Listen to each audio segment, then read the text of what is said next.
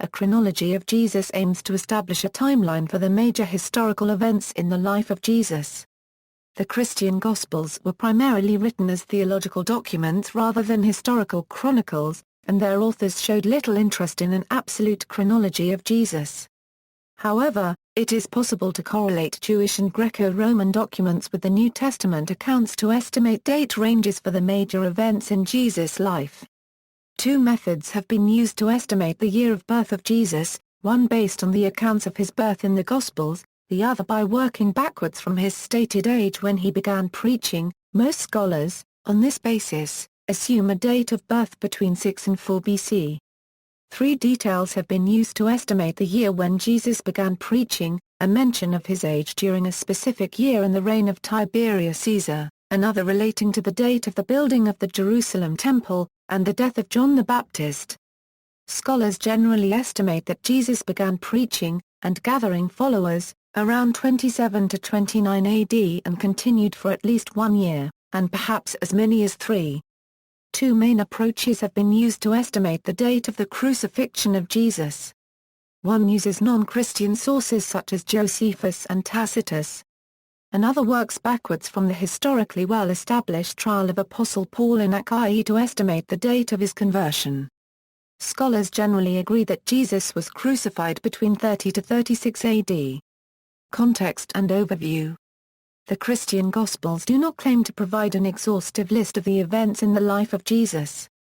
They were written as theological documents in the context of early Christianity rather than historical chronicles, and their authors showed little interest in an absolute chronology of Jesus or in synchronizing the episodes of his life with the secular history of the age. One manifestation of the Gospels being theological documents rather than historical chronicles is that they devote about 1/3 of their text to just 7 days, namely the last week of the life of Jesus in Jerusalem, also known as the Passion of Christ.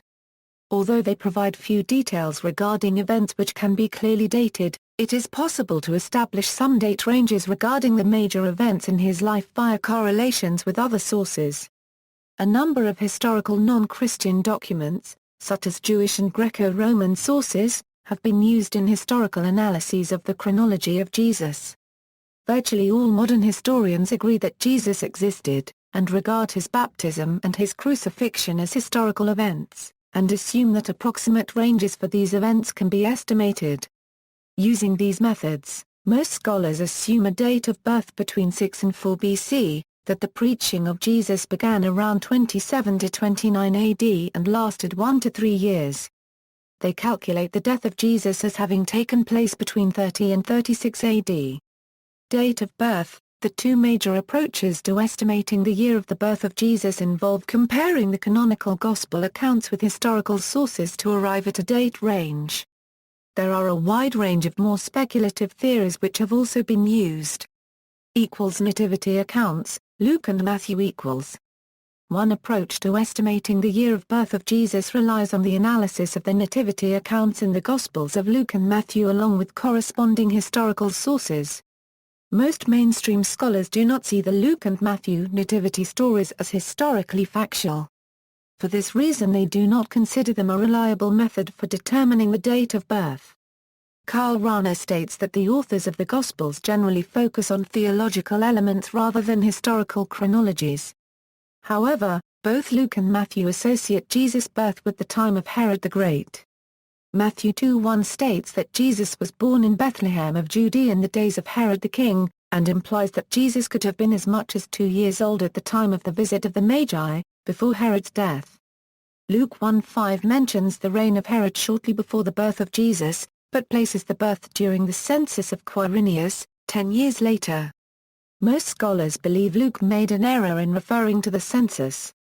As a result, they generally accept a date of birth between 6 and 4 BC, the year Herod died.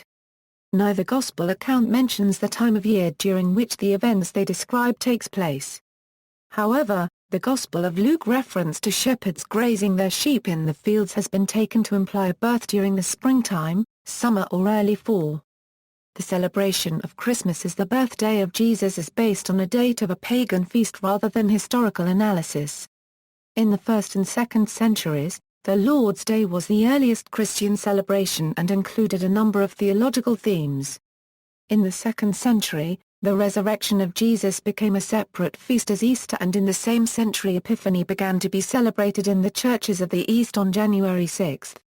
The festival of the Nativity, which later turned into Christmas, was a 4th century feast in the Western Church, notably in Roman North Africa, although it is uncertain exactly where and when it was first celebrated. The earliest source stating December 25 as the date of birth of Jesus is likely by Hippolytus of Rome, written very early in the 3rd century, based on the assumption that the conception of Jesus took place at the spring equinox, which he placed on March 25, and then added 9 months. Festivals on that date were then celebrated.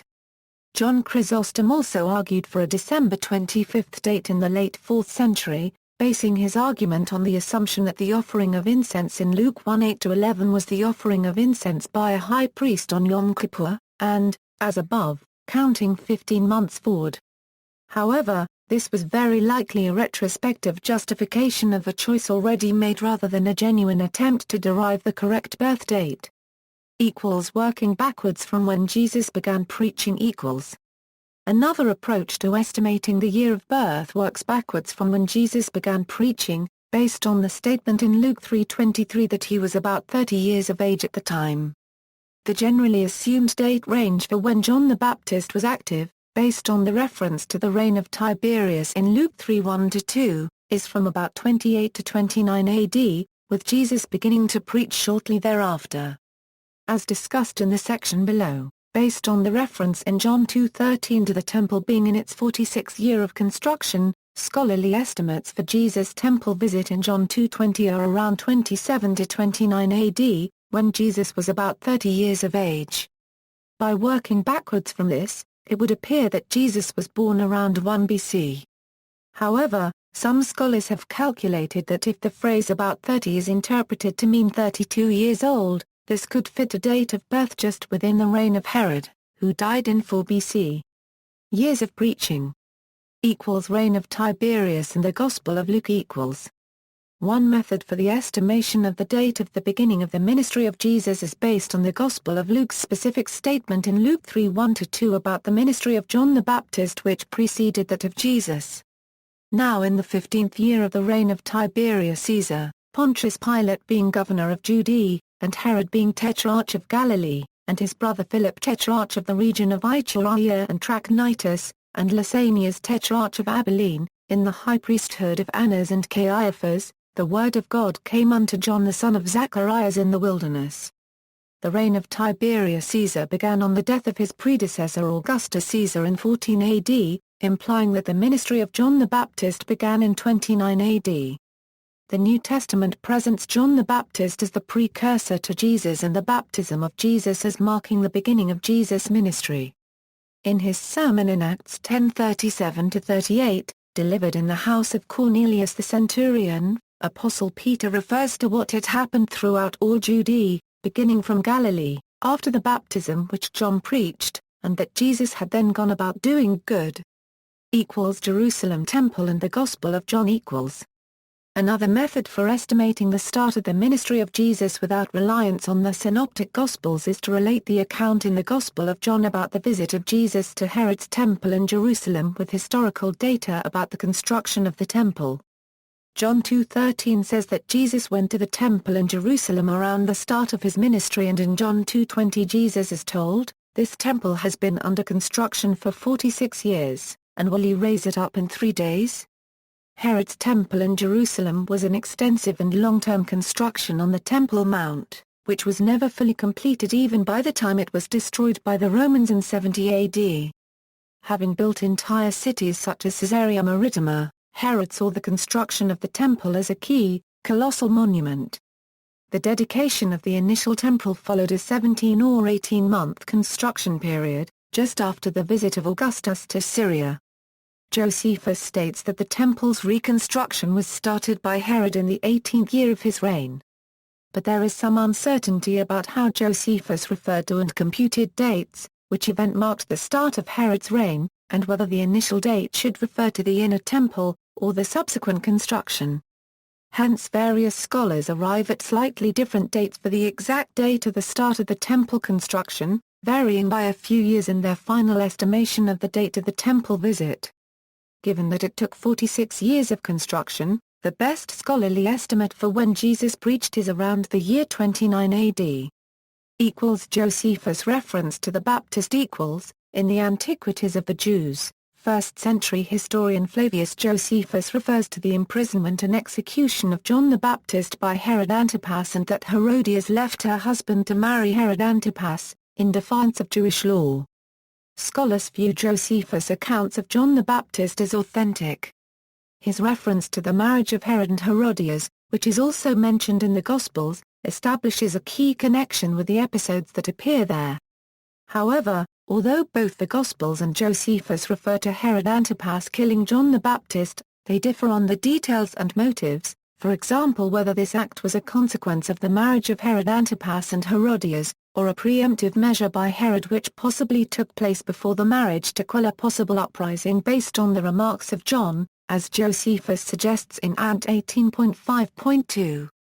The exact year of the marriage of Herod Antipas and Herodias is subject to debate among scholars.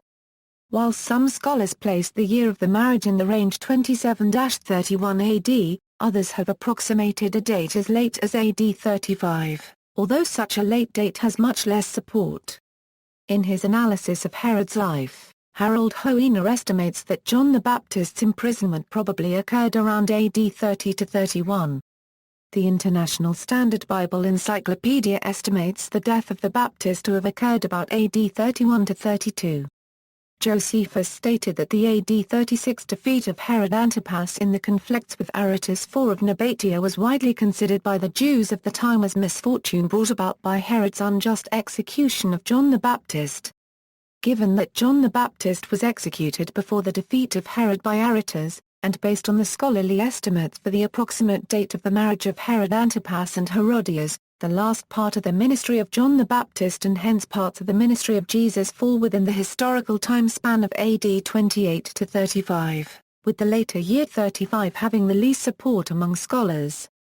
Date of death Prefecture of Pontius Pilate All four canonical Gospels state that Jesus was crucified during the prefecture of Pontius Pilate, the Roman governor of Judea. In the Antiquities of the Jews Josephus states that Jesus was crucified on the orders of Pilate. Most scholars agree that while this reference includes some later Christian interpolations, it originally included a reference to the execution of Jesus under Pilate. In the 2nd century the Roman historian Tacitus in the Annals described the persecution of Christians by Nero and stated that Jesus had been executed on the orders of Pilate, a reference generally considered genuine, and of value as an independent source. Pontius Pilate was governor of Judea from AD 26 until he was replaced by Marcellus either in AD 36 or AD 37, establishing the date of the death of Jesus between AD 26 and AD 37. Reign of Herod Antipas In the Gospel of Luke, while Jesus is in Pilate's court, Pilate realizes that Jesus is a Galilean and thus is under the jurisdiction of Herod Antipas. Given that Herod was in Jerusalem at that time, Pilate decided to send Jesus to Herod to be tried. This episode is described only in the Gospel of Luke. While some scholars have questioned the authenticity of this episode, given that it is unique to the Gospel of Luke, the International Standard Bible Encyclopedia states that it fits well with the theme of the Gospel. Herod Antipas, a son of Herod the Great, was born before 20 BC and was exiled in the summer of 39 AD following a lengthy intrigue involving Caligula and Agrippa, the grandson of his father.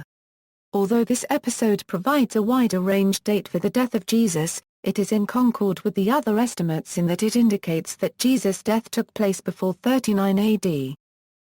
Conversion of Paul Another approach to estimating an upper bound for the year of death of Jesus is the estimation of the date of conversion of Paul the Apostle, which the New Testament accounts place sometime after the death of Jesus. Paul's conversion is discussed in both the letters of Paul and in the Acts of the Apostles. In the first epistle to the Corinthians, Paul refers to his conversion. The Acts of the Apostles includes 3 separate references to his conversion experience, in Acts 9, Acts 22 and Acts 26. Estimating the year of Paul's conversion relies on working backwards from his trial before Junius Gallio in Achaia, Greece around 51 to 52 AD, a date which gained historical credibility early in the 20th century following the discovery of 4 stone fragments as part of the Delphi inscriptions, at Delphi across the Gulf from Corinth. Most historians estimate that Gallio became proconsul between the spring of 51 AD and the summer of 52 AD, and that his position ended no later than 53 AD.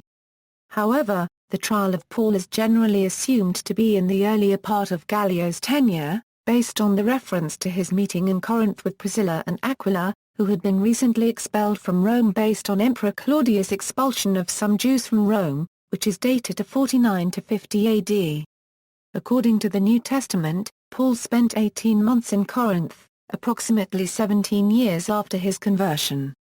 Galatians 2:1-10 states that Paul went back to Jerusalem 14 years after his conversion, and various missions such as those in Acts 11:25-26 and 2 Corinthians 11:23-33 appear in the book of Acts. The generally accepted scholarly estimate for the date of conversion of Paul is 33 to 36 AD, placing the death of Jesus before this date range. Astronomical analysis equals. One possible approach to dating the death of Jesus is by using astronomical evidence to establish the dates of Passover. The difficulty here is that the Jewish calendar was not based on astronomical calculation but on observation. It is possible to establish whether the moon was visible on a particular day but not whether it was actually sighted. As E. P. Sanders has pointed out, we cannot recreate local atmospheric conditions of 2,000 years ago. The synoptic chronology cannot be confirmed by astronomy, but neither can it be disproved. Nevertheless, some writers such as astronomer Colin Humphreys have attempted to confirm the crucifixion date using this method, arguing for April 3, 33 and that the Last Supper took place on April 1, 33. Newton's method. In 1733, Isaac Newton estimated that it must have taken place on April 23, AD 34. In the 20th century, the standard view became that of J.K. Fotheringham, who in 1910 suggested April 3, AD 33 on the basis of its coincidence with a lunar eclipse. In the 1990s Bradley E. Schaeffer and J.P. Pratt, following a similar method, arrived at the same date. Eclipse Method. Another approach involves the reference in the Synoptic Gospels to a 3-hour period of darkness over the whole world on the day of the crucifixion, which the Luke account describes as an eclipse. Although modern scholars view this as a literary device common among ancient writers rather than a description of an actual event, some writers have attempted to identify a datable astronomical phenomenon which this could have referred to. It could not have been a solar eclipse, since this could not take place during the crucifixion at Passover. In 1983, astronomers Humphreys and Waddington argued that the reference was actually to a lunar eclipse. Their argument depends on speculating that the Luke Gospel reference to the sun being darkened was a scribal error, a claim which historian David Haneek describes as undefended and indefensible. Astronomer Bradley Schaeffer points out that the eclipsed moon would not have been visible by the time the moon had risen. Time of death equals. The estimation of the hour of death of Jesus based on the New Testament accounts has been the subject of debate among scholars, since there is a clear difference between the accounts in the Synoptic Gospels and that in the Gospel of John. In the Synoptic account, the Last Supper takes place on the first night of Passover, defined in the Torah as occurring after daylight on 14 of Nisan, and the crucifixion is on 15 Nisan. However, in the Gospel of John the trial of Jesus takes place before the Passover meal and the sentencing takes place on the day of preparation, before Passover. John's account places the crucifixion on 14 Nisan, since the law mandated the lamb had to be sacrificed between 3 p.m. and 5 p.m. and eaten before midnight on that day. This understanding fits well with Old Testament typology, in which Jesus entered Jerusalem to identify himself as the Paschal Lamb on Nisan 10, was crucified and died at 3 o'clock in the afternoon of Nisan 14, at the same time the high priest would have sacrificed the Paschal Lamb, and rose before dawn the morning of Nisan 16, as a type of offering of the first fruits. it is problematic to reconcile the chronology presented by John with the synoptic tradition that the Last Supper was a Passover meal. Some scholars have presented arguments to reconcile the accounts, although Raymond E. Brown, reviewing these, concluded that they cannot be easily reconciled. One attempt to explain the contradiction involves differences in how post-exilic Jews reckon time for Jesus and his disciples. The Passover could have begun at dawn Thursday, while for traditional Jews, it would not have begun until dusk that same day. Another suggestion is that John followed the Roman practice of calculating the new day beginning at midnight, rather than the Jewish reckoning. However, this Roman practice was used only for dating contracts and leases. D.A. Carson has pointed out that the term preparation of the Passover can mean preparation day of the Passover week. He claims that there is no evidence of the term preparation day meaning anything other than the preparation for a Sabbath, and therefore being a synonym with Friday. This brings John's chronology perfectly in line with the synoptics. Some have argued that the modern precision of marking the time of day should not be read back into the Gospel accounts, written at a time when no standardization of timepieces, or exact recording of hours and minutes was available. Andreas Carr Stenberger argues that in the 1st century time was often estimated to the closest 3-hour mark, and that the intention of the author of the Mark Gospel was to provide the setting for the 3 hours of darkness, while the Gospel of John seeks to stress the length of the proceedings, starting in the early morning. William Barclay has argued that the portrayal of the death of Jesus in the John Gospel is a literary construct, presenting the crucifixion as taking place at the time on the day of Passover when the sacrificial lamb would be killed, and thus portraying Jesus as the Lamb of God. Other approaches to the chronology of Jesus have been suggested over the centuries. For example, Maximus the Confessor, Eusebius, and Cassiodorus asserted that the death of Jesus occurred in 31 AD. The 3rd/4th century Roman historian Lactantius states that Jesus was crucified on a particular day in 29 AD, but that did not correspond to a full moon. Some commentators have attempted to establish the date of birth by identifying the Star of Bethlehem with some known astronomical or astrological phenomenon. There are many possible phenomena and none seems to match the Gospel account exactly, although new authors continue to offer potential candidates. See also, Historicity and Chronology, Baptism of Jesus, Detailed Christian Timeline, Historical Jesus, Life of Jesus in the New Testament. References. External links, Catholic Encyclopedia, Chronology of the Life of Jesus Christ.